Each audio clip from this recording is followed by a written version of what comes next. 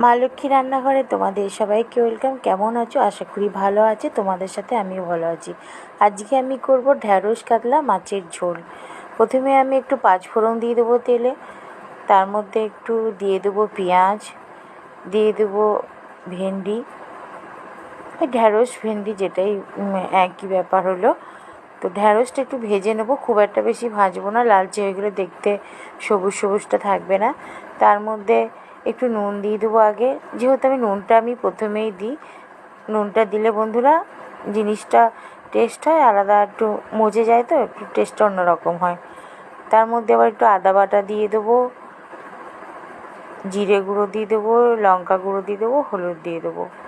আজ এই নতুন রেসিপিটা তোমাদের কাছে কেমন লাগলো অবশ্যই কমেন্টে জানাও।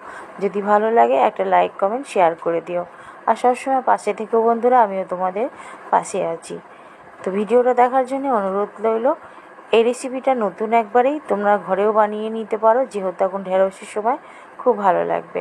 তো সবাইকে বাই বাই, টাটা। আজকের ব্লগটা এই পর্যন্ত।